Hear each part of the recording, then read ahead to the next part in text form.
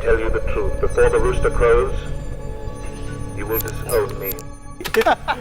Not only is the set, does it look cool, but it actually talks to you too. So we really are in cassette futurism.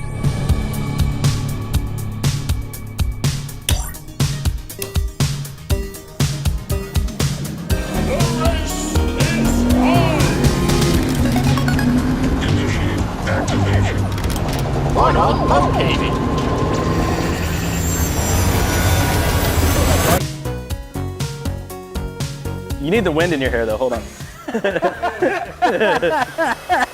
Hey, what's up everyone? Thank you so much for joining this episode of the Godox production series. Today we're filming in this amazing virtual production studio. We're gonna be using a giant LED volume and gonna be using Godox lights to basically create a foreground world that's gonna match what's happening on the big screen behind me. So let's do it.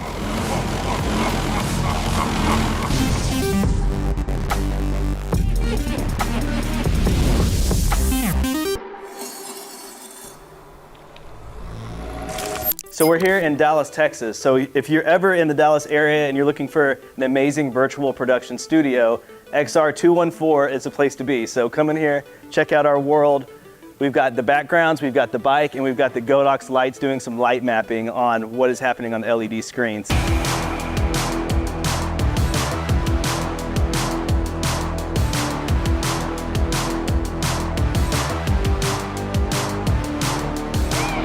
Sci-fi is something that I've always loved, I've always wanted to film, and now we have an opportunity to do it with this project called Cyber Cycle. It's a girl that's in a cassette futurism world way far in the future, and she is in love with the retro aesthetic and is playing an arcade game and actually gets pulled into the game and becomes part of the game that she is playing. So we're able to create these worlds that we will use the lighting and the light mapping to really help us create more of a realistic approach of combining these realms together, so to speak. Oh, do the shield, the shield. Yeah, more of that. Let me give you some specs about the LED screen. We're working with 8 million pixels, 42 feet by 13 feet, 200 panels. This particular screen is at a 2.5 degree curve. In contrast to a flat screen, the curved one is going to eliminate glare and speculars from bouncing back into the lens. Let's talk about the importance of pixel pitch. Pixel pitch is the space between pixels. The closer your pixels are together, the better your image is gonna look. The Goldilocks zone for pixel pitch is about 2.5, and that's what we got here at XR214. We wanted to simplify the screen stuff as much as possible and only use a 2D image, so any of our background worlds are actually 2D, meaning we're not using Unreal Engine, and we don't have full camera control. The studio is capable of all of that, but we just wanted to simplify it and really focus on using some of the light mapping functionality of the Godox lights to really play with those and see if we can create a realistic world just basically using a 2D background. Inherently, your subjects are going to be a little bit darker than what you see on the LED wall. The LED wall is emitting light, so to compensate that, you're going to need to crank the contrast up on the LED wall and find the right balance between, the subject and the background. For this video, we've created a virtual world. We have a giant LED wall behind our set, and the most important thing when filming with a virtual wall is to create foreground. You need depth, you need layers. It really helps to make the world realistic. We have boom boxes, we have VHS cameras. I brought in a bunch of CRT monitors. Yeah, you're basically looking at my living room right now. Like that looks good, like when you're on this side over here, that's when it looks really nice. Yeah, you're right. Cool. Being able to practically create holograms, bringing these CRT monitors to life, bringing an old arcade game to life, practically, I mean, our talent crawls through the arcade game, like physically crawls through it. Hey, we got anytime I can save us time and money in post, I'm gonna do it practically.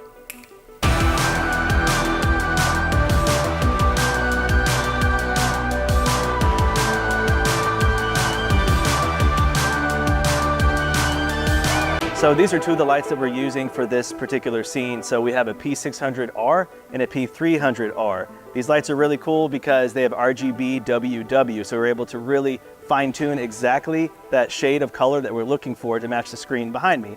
What's nice about these is that they have built-in CRMX, so we're able to use that and connect to the NOLED app. And so it's wireless DMX basically. So these lights can talk to the app, and then it gives complete control. You're doing any feature, any function, really dialing that light exactly how we need it.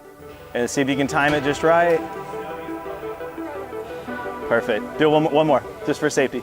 So one thing that we're super excited about is being able to use the all-new Godox KNOWLED app. It's a free app, it's on the App Store. You can use it with an iPad or an Android tablet.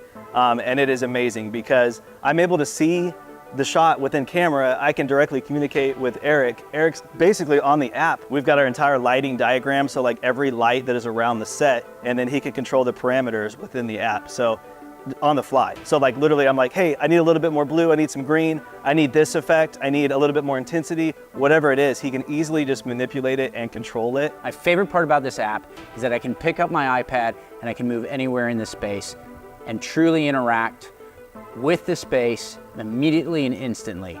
I can come and stand exactly where my talent's going to be, and I can start giving myself a different background. I can also look at different lights and immediately switch over and get different things going on at all times.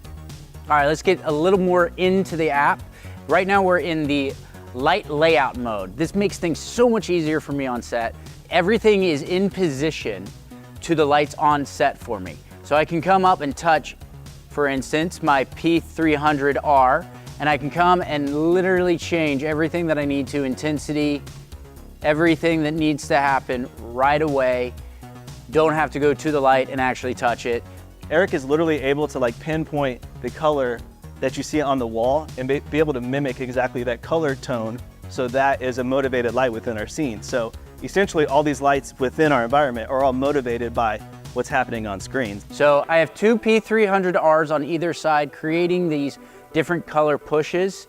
So we're doing a little movie magic over here. Since our cabinet actually has no screen or no electronics in it at all, what we're using is our TP4R to simulate the screen so we can get that natural glow effect from the cabinet back at her face. And I was actually flickering it as we were going to give that look of her playing the video game. So I have 4 P600Rs, 2 using as a backlight and 2 doing the ambience of the cyan, filling that look from our screen all the way through our set. And one thing that we did do over here is we actually flagged off the light from the wall because you don't want any light spilling onto your wall, otherwise it's going to wash out the screen. We're using our C7R, which is our light bulbs, battery powered. And what's really great about these is that we like to place them around practically on set, and it really ties together with having the volume behind us, and bringing practical light sources on set just really starts helping blend in with your background.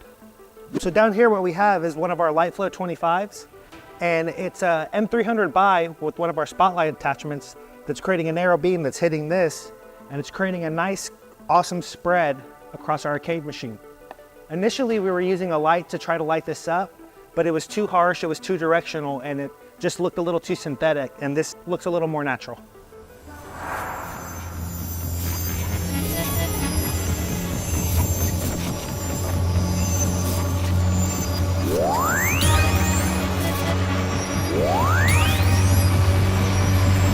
So we're here in our second world. It's the portal that she is basically diving into inside the arcade game. So we wanted to do something really cool. A lot of like vibrant colors, just a lot of spinning, a lot of camera shake to really sell that effect. So in combination with that, we also used a hazer with some fans to really make the wind and the hair go everywhere, and just kind of and it kept pinging the lens with like a little bit of a flare, like we have a flashlight hitting it, just to kind of give it more of that foreground illusion of there's multiple dimensions happening all at once. So this is the real fun part about this app, is the light mapping. I basically dragged in each and every single one of the lights in here, put it onto a point, and it's tracking that point and changing the colors and the brightness to that, which makes it so cool, so quick, so easy. Each one of these boxes are a light, and I can move it, place it, and in that box, it's tracking, taking the color and brightness and putting it to our lights.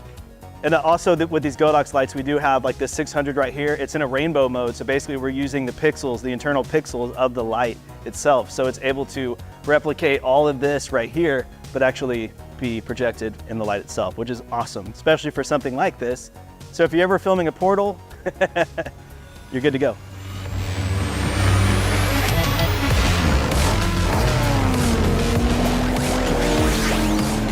here in the motorcycle scene. So what we wanted to do was a variety of motorcycle plates. So we brought in an actual bike, and we had Shay, our talent, ride the bike. And what we did is we shook the camera to make it look a little bit more realistic, and we dollied in with the camera and everything, and just tried to sell it the best that we could. We added things like atmosphere. We had a fog machine just to kick up some extra atmosphere. We had Wally with a flashlight. He was pinging in the lens, trying to get some flares just to try to give it a little bit more dimension within our shot. And then we had Eric on the NOLED app, and he was light mapping the backgrounds, and that was changing all the lights around what we were doing. So, and I was using live mode, so I was actually dragging and dropping at times and figuring out exactly where we wanted each light to be to read. Well, we changed scenes, and I just changed where my lights were reading, so it picked up that color immediately and that intensity, and then we were off to the races almost immediately.